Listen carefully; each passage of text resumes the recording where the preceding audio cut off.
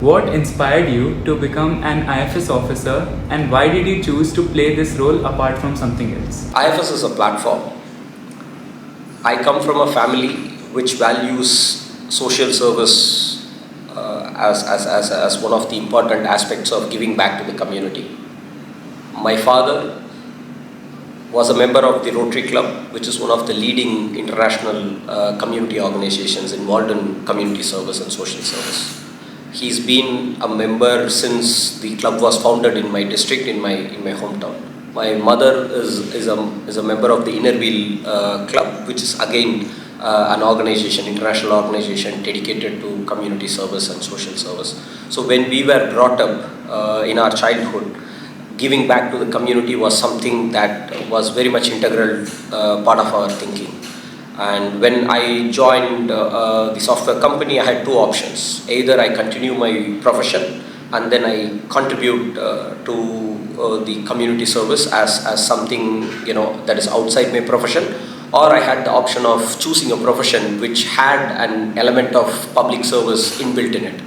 So I would say IFS gave me that platform of pursuing a profession which also had a very important component of public service built into it. So there we go. That's the reason. Sir, as we know that you are holding a very responsible position, I would like to know how you manage all your time with all the duties and responsibility you get along with the post. This post specifically, okay.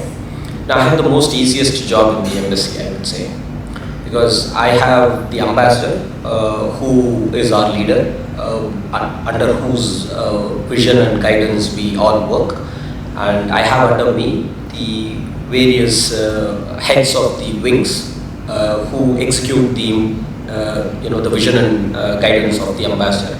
So I am a buffer. So I have the simplest job description in this whole embassy, that we get the directions from ambassador and then which is implemented by the rest of the head of the wings. So it is easy for me. We have an efficient team, which is a very committed team to ensure that our mandate is fulfilled efficiently and effectively. The important part of successful organization is that you need to have a good leader who has clarity of thought, and you need to have the team which is motivated and committed in implementing those directions. So since I am between the two most efficient components of the embassy, my job is very simple. That's very kind of you to say that, but we know what. That is the truth. I am not exaggerating this. I mean that's the role of the deputy ambassador, is to assist the ambassador. So that's. When he is not there. So I would like to ask you, what or who motivates you to do your job well? Okay. It's a very simple question actually. When you finish your work and you go back home, your family is awaiting you, right? All you need to do, irrespective of how hectic your work is, how intense your work is, at the end of the day, when you are able to go back home, you need to be able to have a smiling face. You need to be able to enjoy your time with them. So my motivation to excel at my work comes from the drive for me to make sure that when I go back home in the evening, I don't go back sad, I don't go back angry. So I need to be able to complete my job, which means I stay satisfied at the end of the day that I've done my part for that day's work, so that when I go back home, I'm able to spend the time happily with my family. So it is my family, it is my drive to spend the time with them happily, makes me excel at work. According to you, what employment opportunities will the youth have if artificial intelligence takes up most of the jobs? The word artificial intelligence has two components to it. One is intelligence, the other one is artificial. Now, I would ask you, what is the definition of artificial? Artificial. What is the definition of artificial? It is a man-made object or substance. Great. So it is not natural, it is man-made, which means for artificial intelligence to prosper, somebody has to make it, right? Who is that somebody? It's a human. It's a human. And so as long as artificial intelligence there, humans will have the jobs. It is the human brain which will power artificial intelligence as well. And this is not new. We have several technological revolutions in the existence of humankind, right from the invention of fire, for example. Before fire was there, there was human endeavor was involved in doing things in a more difficult way. When fire was invented, we managed to do it in a better way. And you can take any technological revolution that had happened throughout history of mankind. You could always look at it from two perspectives. You can always look at it saying, well, because the fire is there, the earliest humans lost the job of, hunting down animals every day, because you could cook and then you could preserve and then you could eat it. So which means the human endeavor or the human effort to go on a hunting every day was reduced.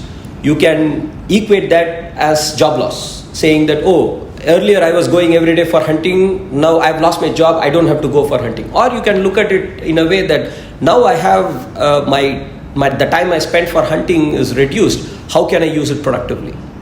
Right? Wheel, when it was invented, it reduced the travel time of human beings. Before that, there was somebody who was actually pulling, or some form of transport was involved, right? So it is reduction of human effort. You can view it as a loss of opportunity, or you can view it as creation of a new opportunity, because you have that much more time which the machines have reduced in that sense.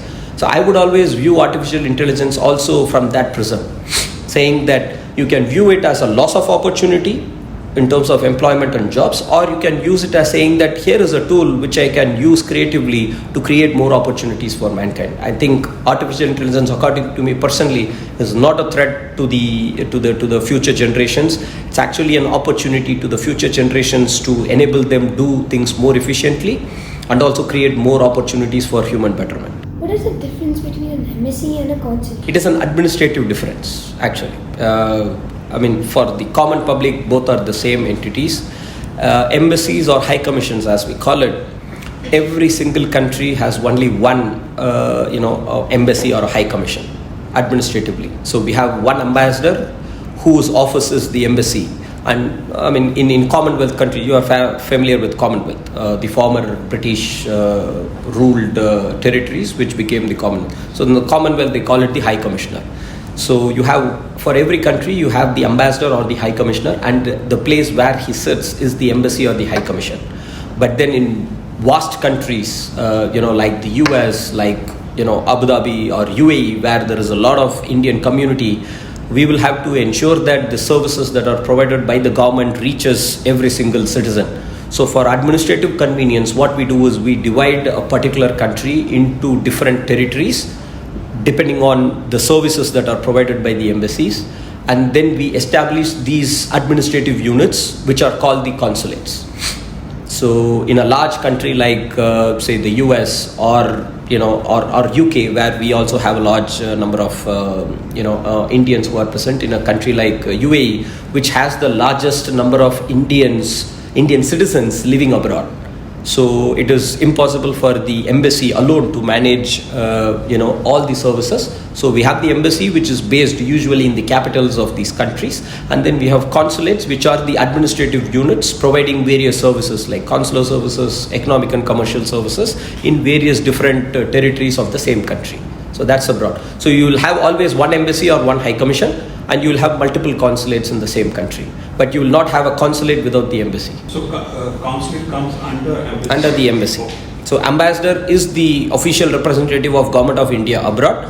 Everybody, including the Consul General of India, reports to him. But for certain administrative reasons, they have functional independence, and on certain matters they operate independently. But on overall policy matters, for example, they all work under the guidance of the ambassador. Thank you, sir. So if you were given a chance to meet anyone in the world today, who would it be and why? Alive, dead? Anyone, sir. I would like to meet my great grandfather. I understand from me that what my family is today is because of him. Because he was the one who migrated from a small village to a town, and he established a kind of a small employment opportunity for him. And our family's roots are from that place. So I would be most happy to meet with him, try to understand from him what pushed him to do this, and also thank him for what I am today, because without him, I would not be sitting in this position of what I am. He sowed the seed for the family to grow big and to grow, to what it is now. And that has provided all the members of the family the opportunity to, pursue the education and the employment opportunities that were made available to us. Okay, sir. So what is that one subject and teacher you dislike back in school or college? Dislike? Yes. Oh my God. I have a lot. I can't pick one. It's a very tough choice. If you ask me the subject I like the most, it's easy for me to answer. But the number of subjects that I dislike are many, and I can't rank them. All of them are equally bad. What is the best piece of advice you've ever received from someone? No, I would say when I was working in a software company, I wanted to quit the job because I tried preparing for civil services, and I tried doing it while I was working. I could not, because the amount of time that I could dedicate is very less. So, I had to quit the job, and obviously I had to consult the parents, communicate them my decision, and then seek their blessing before I embarked on that endeavor. And my father did not even ask me as to what I'm going to do. All I said was, I'm going to quit my job. I'll move to Delhi, and then I want to prepare for 2 years, and we'll do it. So he said, okay, good. So go ahead. So I asked him, you don't want to know why and what I'm going to do in Delhi? So he said, we trust you, we believe you. I don't know if that counts as advice, but I think that is something that is remarkable, for me, because every other person apart from my parents and my close family, everybody was said, you are making a big mistake. We are not asking you to not pursue civil services, but do it while you are on the job, because I was earning a handsome salary. I was working in a multinational company. For me to resign the job and go is something that everybody was discouraging. But then when I told this to my parents, I thought that it will be a long conversation, me trying to explain to them what I'm going to do and stuff. It just happened to be a 3-minute conversation, and they said, well, we trust you, we believe you. And that's probably the best thing. I took that as an advice, because it kind of put me in a position wherein I had to kind of justify the faith that they had in me. So, if you can count it as an advice, then I say that would be the best piece of advice that I have received. Thank you, sir. Do you think our school plays an important role in shaping the youth, to adapt to new and developing challenges? Well, important is an understatement. You are what you are is based on the environment that you are in, right? If you break your day into multiple parts, I would say, if you break your day, you sleep for 8 hours at least, I hope, which is the basic minimum that is required. You spend 8 hours in school, right? The other 8 hours is split into you preparing for either sleeping or you preparing for school. It also includes you playing. So if your environment is what shapes you as a human being, as a personality, you tell me among these 8 hours, which of these 8-hour windows will contribute to your personality? Of course, there lies the answer. So I wouldn't call it an important, I would call it an integral. Your personality is very much integral to what the schools imbibes in you. I treat the school as a very composite environment. You have your friends there, you have your teachers there, you have your peers there, actually. So all of them contribute to, the academic value of the school is secondary, I would say. But you are what you are based on what you learn from this environment. Family is always there, of course, but beyond a particular point, it is the environment that you are in school that really shapes up the personality of what you are, actually. Thank you, sir. What do you think is the most important quality of a good team member? Team member, I answered this in a previous examination. Depends on the role that you have, actually. As a member who implements things, you have a different role. As a member who leads the teams, you have a different role. you would have basic characteristics of these two in different ways, but a general characteristic of any team member is the team spirit. When you are in a team, you are not working for the success of just yourself. You are working for the success of your team as a whole. Like you play team sport. You are a swimmer, right? Swimming is an individual sport, but there are also swim competitions where you work as a team. So you are not excelling for yourself, you are excelling for your team actually. Now if I can extrapolate the team to include various forms of organizations, like your family is a team, right? So when you succeed, you are not only succeeding for yourself, but you are also making your family proud, right? So the element of team spirit is the most important quality that should be there in every single member of the team, and that's a common quality that needs to be there irrespective of whether you are a leader or you are a lowest member of the team implementing the decisions of the team. Team spirit is the most important quality that every team member has to have. Thank you, sir. Now, what are certain hobbies that you practice? Hobbies? Yes, sir. I mean, I have been lucky enough to continue playing cricket, some form of competitive cricket, right from when I was 14 years old. Except for a brief period when I was preparing for civil services in Delhi, except for those 2 years, I would say, right from 14, I have been able to play cricket, which is my passion, which is my hobby as well, and I've been lucky enough to be able to do it. So do you play now also? I hope when the weather becomes more enjoyable, we would do. Yeah, I'm enrolled as part of a team in Abu Dhabi. So we would start practicing once the outdoor weather becomes a little more, conducive for practice. So what's your role in the team? Cricket, a batsman? I am a wicket keeper and I bat a little. Yes. Thank you, sir. So as we know, the people stop working as hard as they used to before they were successful. Really? Yes. Because I'll tell you, the most important thing or the most difficult thing is, ensuring that or keeping your success, retaining your success, right? If you think you are in school, right, achieving 100 marks, right, is not an easy thing. But then doing it again and again is even more challenging than achieving 100 marks for the first time, right? I was not a brilliant student in school. I used to say I was more than average. I was an 80 plus score student. But then the first time I actually came first in the class or in the batch,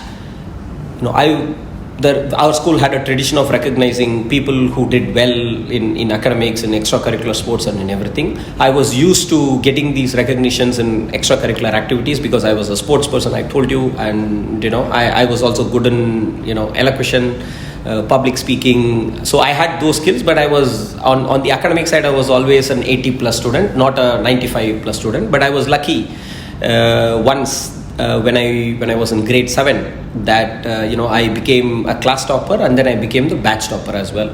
So the recognition that I got actually pushed me to make sure that I did not fall down from that place. So the effort that you need to become successful is less than the effort that you will actually put to remain a successful person. So I don't think successful people relax or think that okay, their job is done and now it's easy. So the effort to maintain that success is much more than the effort to actually achieve that success.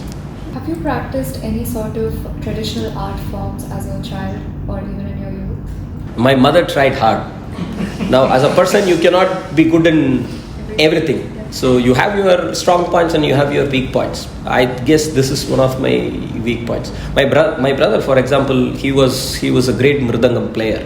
So my mother also thought that this blood, the music blood, runs in the family. But then I failed horribly, and I've stopped practicing that, either a dance or an art form, any form of visual or performing arts, traditional visual or performing arts since then. How can expatriates today's and children contribute to the growth of our country? How can expatriates? Okay. So how do you define expatriate? The people who are not the national of the particular country but are the residents of the country. Okay. So if you are an Indian citizen, you have roots in India, but you are living in, say, UAE or Abu Dhabi, right? How such people can contribute to India? I mean, if I can put it in a very specific context, actually. So it's a very simple thing. As I told you before, each one of you, you may not have been born in India, your parents may be from India. Your identity stays with you even after you move out of that place, right? So even if you are not born in India or you visit only India, your identity is that of an Indian. That doesn't leave you. No matter where you go, no matter which citizenship you take, that identity stays with you. And when others look at you, they look at you from that prism, actually. So the one of the most simplest ways of any expatriate who can contribute to their country is to retain that identity and to be a true representative of that identity. That is the simplest way that anybody could contribute. The contribution can go from the simplest scale to the largest scale. I would say, as a student, if you have to contribute to your country, I would say know more about the country, because what people hear from you about India is the best publicity that they can receive, or the best publicity that India can get when it comes to a foreigner. Governments keep doing things, private enterprises keep doing things. Those people don't believe it because they think that they do it with a motive, they do it for a purpose. But when they hear about you from India, about the wonderful things that are happening in India, about the wonderful tradition and culture of India, they actually believe it because they have no reason to believe that you are lying. You are their friend, you are a senior mentor, you are a junior member of a team. So when you say something about your country, people around you, your peers, believe actually that is the truth about that country. So the best thing that an expatriate could do to their country is to represent the country and represent its true nature. So if you were given the chance to steal something, what would Steal? it be? Steal? Okay. I would love to steal some of the time that I lost with my mother in my childhood, where I was busy playing, a lot and doing things. I really loved. I never knew I would join the foreign service, actually, in the civil services. The nature of my profession makes me travel all over the world, and it also means that I'm able to spend very less time with my parents. There are certain postings when I get lucky, like in the UAE. The UAE government provides a residency permit, so my parents are here with me and I'm able to spend some time with them. So I would like to go back and steal some of my childhood time and kind of use it or spend it with my mom. So how did you prepare for UPSC and how did you deal with stress? Stress is not a disease, actually. Stress is a frame of mind, you would say. I don't want to lie by saying that I was never stressed, actually. But once you are able to see the ultimate goal and then you convince yourself that you are putting your best foot forward, I think stress to some extent is mitigated, actually. Now, stress comes in when you feel that, or when you think that you are not on the right track. Let me put it that way. Let me put it very simply.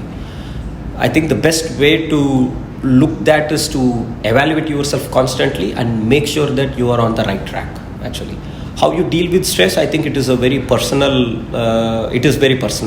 There is no simple solution saying you do this, you will deal with stress, actually. So my personal way of addressing stress is to constantly evaluate myself.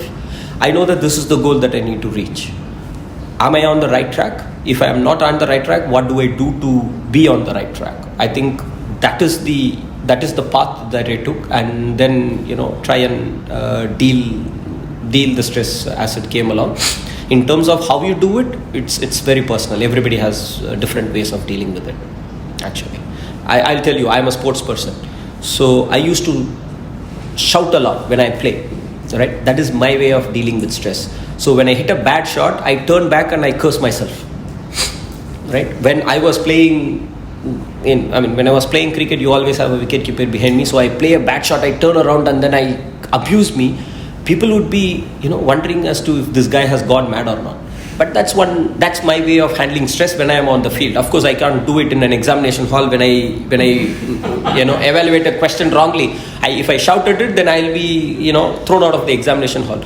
So you deal with the same stress in different situations differently. So it's a very personal thing, actually. If I were to advise you on this is the way you need to deal with stress, I think I would be, misguiding you. You will cope. It's like a safety wall, right? So every instrument has a different safety wall. So as a person, you will also have, you will have to build your own safety walls as to how to release pressure and stress when it builds up. So of course you can discuss and look at what are the ways of dealing with it, but then it's a very personal way of dealing with it. I've given you 2 examples of how I dealt with it when, either on a field or while I was preparing for my civil services. Yes. Thank you, sir. Please give us a brief on how to become an IFS officer. That's a long brief. But I will say, I will not put it as IFS, because the examination that you will have to take to become an IFS officer is a common examination of civil services. The pattern or the expectations of that examinations keep changing. Well, I was preparing, the pattern was different. So how we prepared for it is different. Currently, it's a very different trend. I'm going to give you a basic, information based on the current pattern, how you have to do it. All you need to do is develop knowledge, right?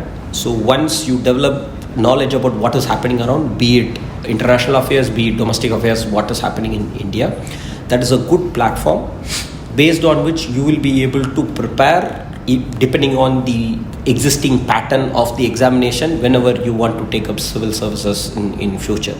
So the best way to do is read as much as possible. Develop that knowledge around what is happening in you.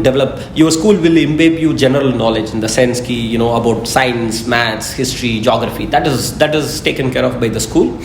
But in addition to that, what you would need to develop is a more knowledge about what is happening around you, actually. Be it international politics or be it what is happening in India.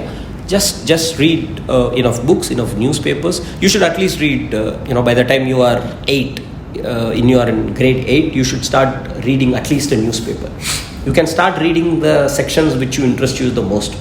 If crime interests you the most, you can also read crime. If sports interests you the most, you can read sports. If world affairs interests you, then you read that. But start developing the habit of reading a newspaper every day, and then at least one of the magazines as you go. When you get time, you could read the magazines once in a month when you get time. You have weekly magazine, you have monthly magazines. So the good thing about these magazines is it'll give you critical thinking, which may not be there available in your day-to-day newspapers, because those are merely collation of facts. But how do you develop critical thinking with the knowledge or with the information that you have is something that you can develop by reading magazines. So I think by doing this, you establish a platform based on which you will eventually know how to prepare for your civil services and eventually the IFS. I would be most thrilled to see you join the IFS family maybe in a decade or so. All the best. So what are some challenges that you have faced as the Deputy Ambassador? Well, it's the constant challenge it's to keep motivating oneself to do things better. Like I'll give you a very simple example. Now the relationship between India and UAE has grown tremendously over the last few years. We've achieved a lot of successes and we've done wonderful things. The challenge for us in the team is to actually look at what we have done, not just say, we've achieved this excellent, right? Constantly trying to do as to what we can do more.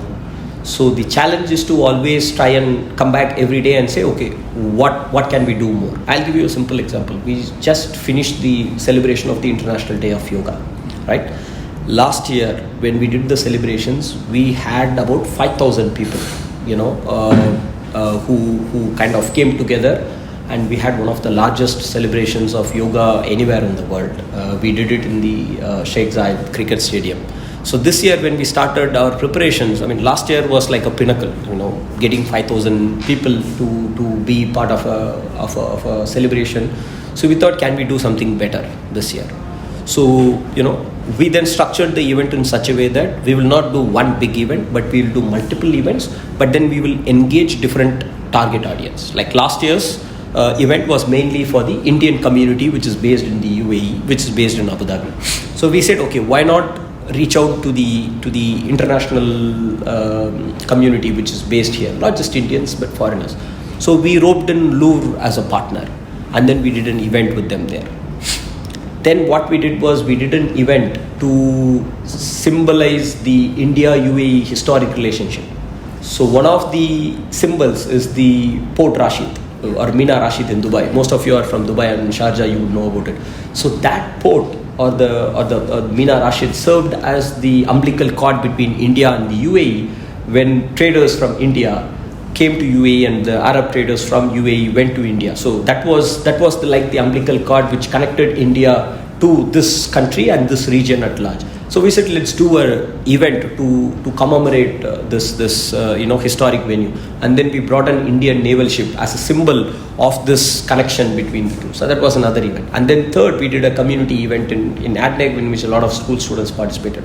So for us, the challenge is whenever we finish the event or whenever we have a successful event, the challenge is to see what can we do better. So that's the constant challenge that we always face every day. It's to come back the next day and say, okay, this is what I did yesterday, this is what I did last month, this is what I did last year. What can I do today to actually make sure that I move towards a path of bettering what I have done yesterday? That's the constant challenge. Thank you, sir. As a student, what were some of the fun moments you had in school? No, with friends, obviously. People, there's no better time than what you spend with friends in school, particularly.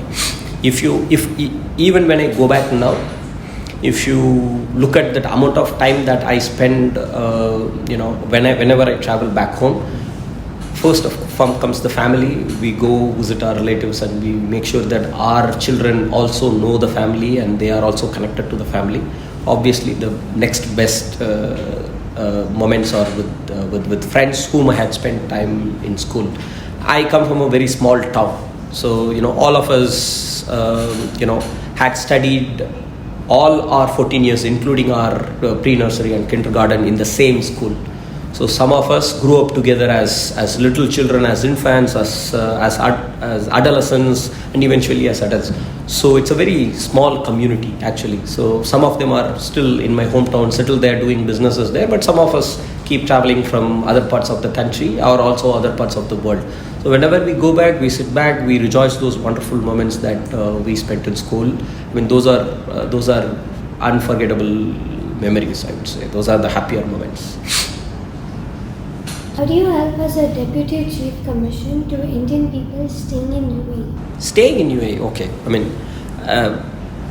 I personally, as the Deputy Chief of Mission, the job is to ensure that we have an open approach. We are receptive to all the suggestions, all the feedback that we get from the Indian community. The service part is taken care of. As I told you, we have individual teams who actually implement, the policies and decisions. As a deputy, my role is to kind of be as a feedback, loop provider. So we all keep interacting with different sets of people. Sometimes we get the feedback, and then it helps us evaluate as to what we are providing is good, bad, can we do things better, where are the areas where we can improve. And I always sometimes convey the feedback to the ambassador that this is what we are getting. So I would say, in terms of my responsibility with the members of the Indian community here, I make myself open and available for all feedback that they want to provide regarding our work in the UAE. So we will be obliged to hear some of the words of wisdom for the future generation. words of I don't consider myself very old to give words of wisdom. I think all I can share is my experience. Actually, I would say what my father told me. That's the axiomatic principle. Believe in yourself and trust what you do. And that's my experience, as I said, and I would say the same to any of the youngster who's looking at excelling in a particular field or a place. So unless you believe in yourself, nobody else is going to believe in you. And once you believe in yourself, then you must be able to trust that you are on the right path and keep pursuing that path. Actually, self-belief is very integral to success. Thank you. So, what shapes a person to become a good leader? Good leader, he must be a great listener. Amazing. Unless you can listen, you cannot lead. Otherwise, you will keep marching forward and the rest of your team will be left behind. So you need to be able to listen to people. So listening is the first important quality for a good leader. So, if you were a superhero, what powers would you want to have? Is there a limit on my powers? No, absolutely not. No. Okay. The first thing is I would always want to be born in this family again and again and again, irrespective of how many births I take. That's one thing that I would want to ensure, actually, for the rest of, if we believe in 7 births, I don't know what incarnation I am in currently, but whatever the rest of my births are available, I would want to be born again in this family, my family. Yeah. So, how do you think somebody can overcome failure? Overcome. Failure. You would have heard all proverbs about failure, right? So there is nothing new that I would actually say to you which you would not have heard about it. My only suggestion would be that there are 2 ways of looking at failure, right? So you have a goal that you need to achieve, okay, and there is a path that you will pursue. So you will meet failures in that path, but you will keep going on that journey, thinking that this is just a stepping stone for success, right? I'll give you a simple example, right? The person who guided me when I went to Delhi for my civil service preparation never managed to clear civil services. He took the examination 7 times, right? He did not manage to clear the examination. But I was under his personal guidance, and I cleared the examination in my first attempt when I went to Delhi. So I did not even know which coaching center to go. I had it in mind that I need to take these subjects to prepare. So when I went to him, he was the one who said, this is how you need to structure your preparation. Day to day you allocate this many hours for this many hours for this. These are good institutes. So practically from the A to Z of my preparation, he was the one who guided me in the first 6 months of me in Delhi. Delhi was new to me, but he never managed to clear civil services. But you know what he is doing now? He has started an academy training people for civil services. There is something called destiny, right? Probably he was never meant to be a civil servant. So you could see that he was a failure in his endeavor of becoming a civil servant. But he now runs an academy, and he produces, or he helps people become civil servants every single day. Maybe that is his destiny. So if you treat him as a failure, you could treat him as a failure, or you could treat him as a successful person. If you look at it from a small prism of his endeavor towards becoming a civil servant, you can say that he is a failure. But if you look at the larger picture and then see that this is what he's meant to do, and he's doing it. I'm part of this endeavor. Whenever I go back, I kind of interact with the people. I kind of motivate them, just to tell them that they are in the right hand, because he managed to help me clear civil services, so he'll help you as well. So it depends on how you look at failure, from what perspective you look at failure. The same will apply to you. You are still in school. You would want to achieve something in life, or when you finish school, maybe you want to become a doctor, you want to become an engineer, you want to become X or Y actually, and you want to pursue that career. But then maybe you will end up getting marks which may not be what you had expected, which may not be able to fulfill that career choice of yours. You could look at it as a failure in terms of that. But if you look at the larger picture and if you look at life around you, I wanted to badly become a software engineer and do coding for the rest of my life, and then invent new things and write codes for who's the astronaut here. You wanted. So when I was in 12th standard, my brother became a doctor when I was in grade 10. So I finished grade 10, my brother finished grade 12, he becomes a doctor, he enters it. So there was a lot of pressure on me to also take up medicine. I said, no, that is not what I want to do in life. I want to be a programmer in life. I want to do wonderful things. I want my codes to be in the satellites that ISRO is launching. Seriously. So I took up computer science engineering, though I had the grades to computer science group, which was not a very popular group then. It was still an emerging field. So everybody took what we call the PCM group. It's Biomax as you call it in our times. But I wanted to be a coding person, an engineer, a computer science engineer when I was in grade 12. By the time I finished engineering, I wanted to be a civil servant. Your life goals change. So your ability to define success and failure will also change based on your life goals. Please remember that there is a destiny which is there for you, and everything that you face, be it success or failure, is taking you towards that destiny. Be it success, doesn't matter. I was successful in school, so I achieved success in terms of me joining a very reputed engineering college where I wanted to pursue computer science engineering. I was successful then, but then my life goals changed, and that success meant nothing to me actually, because I wanted to be a civil servant. My success in school or my success in college was nothing when I wanted to be a civil servant. So when life goals change, the definition of success and failure will also change, and one has to deal with it accordingly. Look at the big picture of what is destined for you, and then you will start treating success and failure accordingly. So what is the There is a lot of philosophy. Oh my God, what am I getting into? Okay, I'll keep my answer short. What is the biggest factor that has helped you be successful? Family. Unconditional support of the family. I mean, I'm not saying you will not be able to be successful without it, but then if it is there, then your success becomes or the path to success becomes that much more easy. I do have a question. Please. Why Delhi for IFS officer? And second is, who was your friend who helped you to get into this IFS officer? You said that he helped you. Delhi, because when we were preparing for civil services, I am from an engineering background.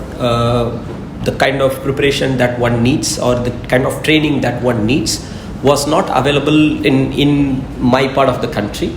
And Delhi at times had some of the best training institutes that was available at that time. Also because, in your conversation, you would also know how I am, very much connected to the family. If I had stayed in my hometown or in my part of the country and I had prepared, there would always be family functions. You would be compelled to attend. You would divert time out of it. When I went to Delhi, I stayed there for 1.5 years. I went in July 2004. I finished my prelims in May 2005 and mains in October, November 2005. So for the 1.5 years that I was in Delhi, I never went home. My brother had his first child actually, and she was born in December 2004. But then I was determined to not go, that this is the goal that I want to pursue, and my parents, my family trusted me, and I must make sure that I do full justice to the trust that they repose. So I never went till I finished my preliminary examination. So maybe that was the reason. One was obviously I wanted to be in a place which had the best of training that was available. Two, I wanted to be away from home because I want to stay focused on what I was doing actually. So that was Delhi, and the person who had helped me, his name is Sendil. So he runs an academy called Aram IAS Academy in Chennai, and they are starting to do wonderful things with the people who are there. Thank you very much, sir, for the time.